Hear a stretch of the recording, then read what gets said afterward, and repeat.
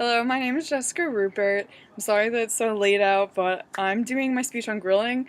And firstly, the reason that I've been doing it on grilling is because summer is here and everybody loves to go to barbecues or grill outs. And to know how to grill just means that you can throw a party yourself. And I guess that was my main reason for starting to grill. Firstly, I have to move the camera around a lot, so if it scrambles, I just want to apologize for that.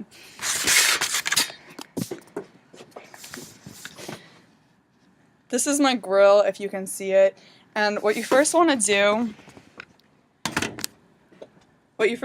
when you're grilling is you want to make sure that your gas is completely on, which usually the gas tank, like here's the grill, you want it like the gas tank's down below.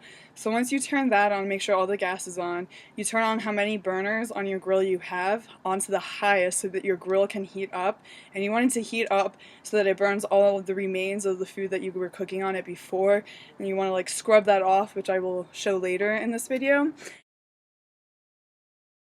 You can see the smoke now, and this is the grill, and the thing that you need to keep in mind is that it's always going to be smoking, and people have a little scraper, so you're going to scrape off all the excess gunk that is on it, the charcoals, and then there's also stuff that you can scrape with or brush with. That's what I have. I'm sure other people use some other things. So that's what I'm doing right now, and then I will show you next how to put it on and then how to sear, make a good sear on a pork, and then I'll show you how to make a fish later. So now I'm going to put the pork on the grill, and the thing that I like to do with the grill is to make sure that you get a good sear on your meat. It can either be pork or it can be a burger, it can be steak, even chicken or sausage. I like to have the grill on as hot as it can be so that the coils in the grill, the little line that sits on, it stays nice and hot. So I'm going to put this on. I don't know if you can hear it right now, but you can actually hear the sizzling over it. And then another thing that I like to do with pork, a lot of people can buy pork pre-marinated, I'm sorry, but I like to get it plain, and then I put a dry rub that consists of like some salt, pepper, and then Italian dressing. And to make sure that you keep it moist, which is something you have to keep like an eye on when you're cooking pork tenderloin, you just have to make sure that you put some kind of sauce on it. So like a dry rub, not really going to help that much, it's just going to get crispier. So I have barbecue sauce right here, and I'm going to put barbecue sauce on it to keep it moist. And a lot of people say that this is really helpful. I know Bobby Flay has said that making sure that you baste, even like turkey, you can relate it to that. You have to baste the turkey to make sure that it stays nice and moist. So now I'm going to show you how to grill fish on a grill. And unlike meat, fish is very different. It's kind of delicate in a way. You can't just throw it on the grill and hope that it cooks and doesn't burn. It actually sticks to the grill, so if you put it on the grill, I know people that either oil the grill before they actually turn it on to make sure that it doesn't stick, make sure that the fish has like a lot of oil on it so it doesn't stick. And to also make a note, you can't grill all fish just like on a grill.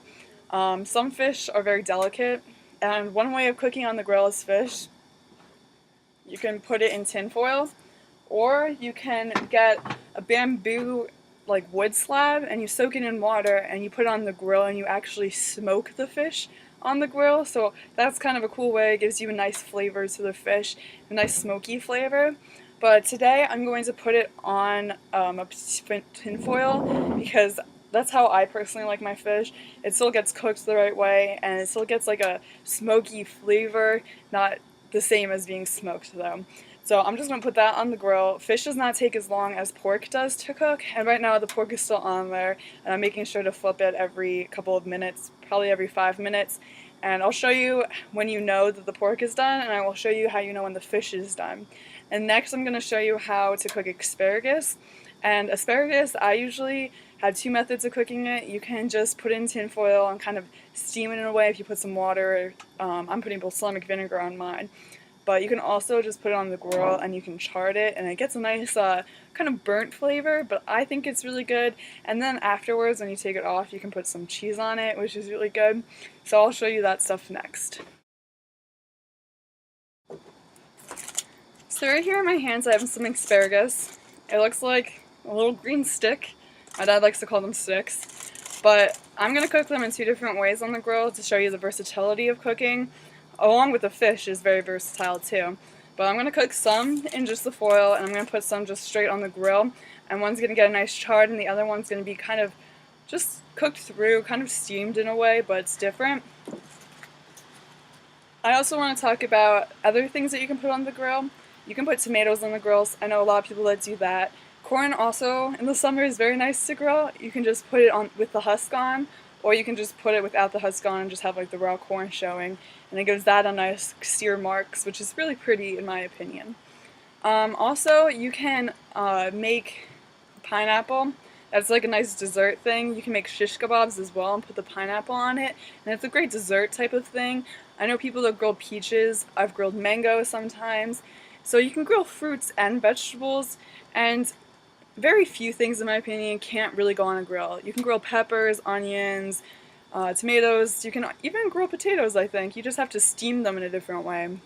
But also with the grill, I know some people that put pots on their grills and they boil the water from the heat. And the only people I really see that do that is when it's kind of cold outside and like the gas, or if you have an electric stove inside, it doesn't work because the power's out. So you go out on the grill and you can put some water in there and make pasta or something. So you can even do that with the grill. Okay, so after grilling, you can enjoy your wonderful meal. Going up. I can't. It was